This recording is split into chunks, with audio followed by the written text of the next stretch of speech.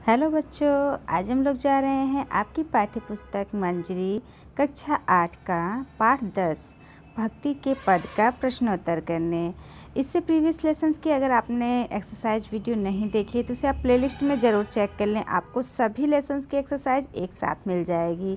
साथ ही अगर आप इंग्लिश के किसी भी चैप्टर का हिंदी अनुवाद चाहते हैं या एक्सरसाइज चाहते हैं तो वह भी आपको सभी प्लेलिस्ट में मिल जाएंगे। और अगर वीडियो आपको हेल्पफुल लगे तो ज़रूर लाइक करें, अपने फ्रेंड और दोस्तों के साथ भी शेयर करें, हमारे चैनल को सब्सक्राइब करना ना भूलें। सो चलो वीडियो स्टार्ट करते हैं। इस पाठ में मीरा और रसखान का कृष्ण के प्रति जो अनन्य भक्ति थी उन्हें इन पदों के माध्यम से दिखाया गया है।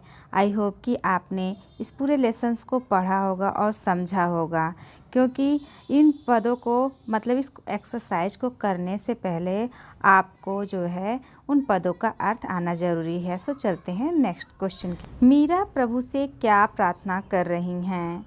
तो इसका उत्तर है मीरा प्रभु से प्रार्थना कर रही हैं कि वे उसे अपना दासी बना लें ताकि मीरा प्रभु की सेवा कर सकें और उनके निकट रह सकें। ठीक है, अब चलते हैं नेक्स्ट क्वेश्चन पे।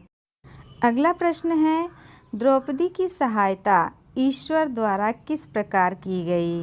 तो इसका उत्तर है ईश्वर ने चीर यानी कि साड़ी को बढ़ाकर द्रौपदी की सहायता की। तो द्रौपदी कौन थी?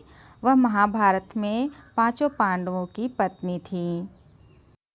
अगला प्रश्न है, कवि रसखान ने वाणी की क्या विशेषता बताई है? तो इसका उत्तर है कवि रसखान ने वाणी की विशेषता बताते हुए कहा है कि वाणी के द्वारा ही हम ईश्वर का गुणगान करते हैं।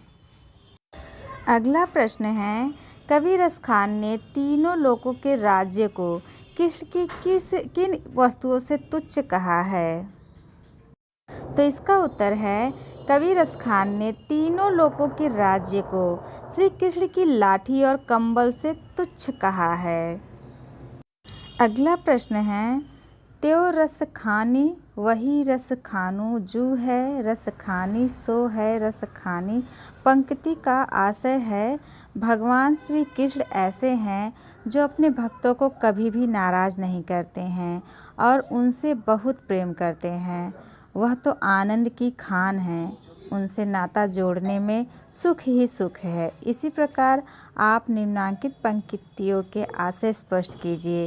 तो यहाँ पर कुछ पंक्तियाँ दी गई हैं, उसका हमें आशय बताना है यानी कि अर्थ बताना है। तो का है कोटि कहो कल धौत के धाम करील के कुंजन ऊपर वारो। ठीक है, तो का जो उत्तर है व्याख्या है, क्या है इसका आशय?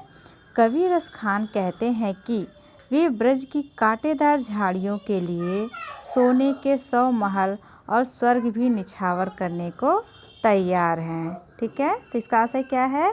कवि रसखान कहते हैं कि वे ब्रज की कांटेदार झाड़ियों के लिए सोने के 100 महल और स्वर्ग भी निछावर करने को तैयार हैं।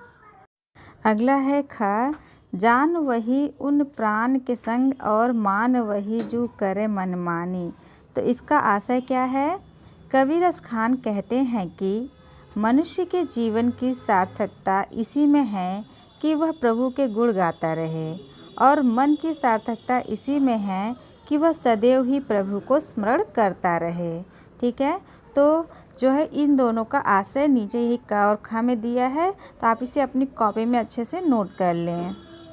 तो अगला प्रश्न है, नीचे दिए गए भावों से मिलती जुलती पंक्ति लिखिए। तो यहाँ पर नीचे कुछ भाव दिए हुए हैं, उससे मिलती जुलती हमें पंक्ति अपने चैप्टर से यानी पार्ट से ढूंढ के लिखना है।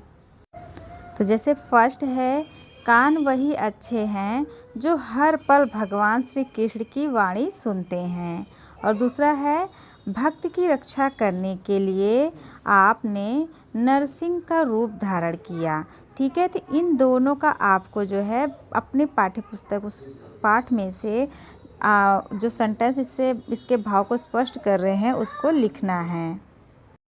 तो इसमें जो इसका उत्तर है, कान वही उन बैन सो सानी। ठीक है, पहले का है कान वही उन बैन सो सानी और दूसरे का है भक्त कारण रूप नर हरि धर्यो आप शरीर, ठीक है। तो दूसरा क्या है, भक्त कारण रूप नरहरि धर्यो आप शरीर। अगला प्रश्न है भाषा की बात। प्रश्न नंबर 1 है, वर्गों के ऊपर लगे बिंदु को अनुस्वार तथा चंद्र बिंदु को अनुनासिक कहते हैं। तो जो वर्णों के ऊपर बिंदु लगा रहता है उसे क्या कहते हैं, अनुस्वार, और जो चंद्र बिंदु लगा रहता है उसे क्या कहते हैं, अनुनासिक कहते हैं।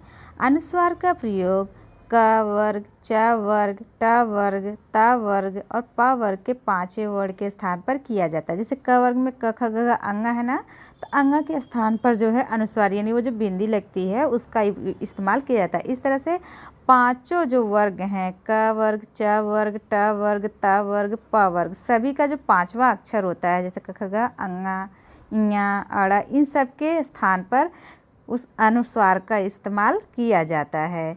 तो यहाँ पर कह रहे हैं कि बिंदु यानी अनुस्वार या चंद्र बिंदु लगाकर शब्दों को दोबारा लिखिए। तो यहाँ पर कुछ शब्द दिए हैं, उसमें हमें जहाँ पर बिंदु लगाना है वहाँ बिंदी लगाना है और जहाँ चंद्र बिंदी लगाना है वहाँ पे चंद्र बिंदी लगाना है, ठीक है। जैसे यहाँ पे लिखा है आँख, आँख पे क्या लगता है, चंद्र बिंदी, तो उसमें आप चंद्र बिंदी लगा दें। मुँह, मुँह पे चंद्र बिंदी लगा दें। गंगा, इस पे केवल बिंदी लगता है, बिंदी लगा दें। कंपन, इस पे भी बिंदी लगता है। गांव, गांव पे चंद्र बिंदी लगता है। पाँच, पाँच पर भी चंद्र बिंदी लगता है। गंदा, यहाँ पर गदा लिखा है, गंदा। चंचल लिखा है, इसे चंचल कर दें, ठीक है। इस तरह से जो है आप इसको अपनी कॉपी पे नोट डाउन कर लें। अगला प्रश्न है, पढ़िए, समझिए और कुछ अन्य शब्द लिखिए।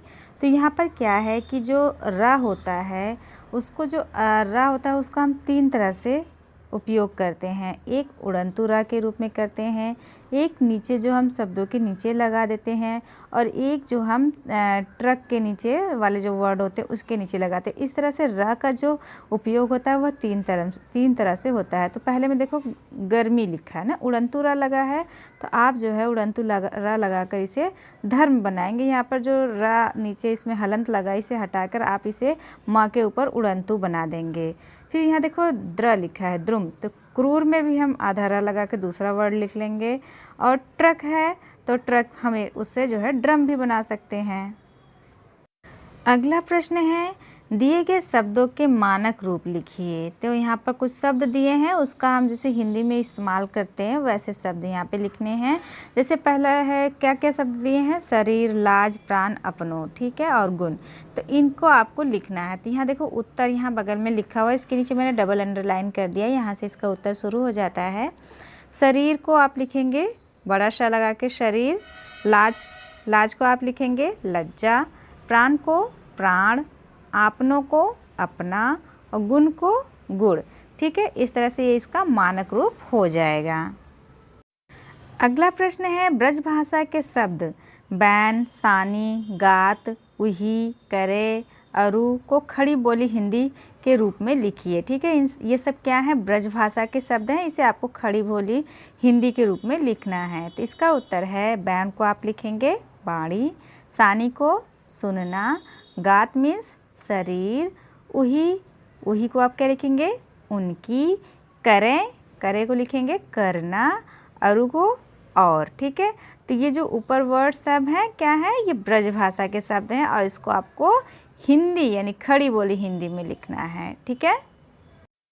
तो ये आपके इस पूरे पार्ट का फुल एक्सरसाइज था। आई होप कि वीडियो आपके लिए हेल्पफुल होगी। अगर पसंद आए तो ज़रूर लाइक करें। So it's enough for the day, we will meet again in next video. Thanks for watching this video.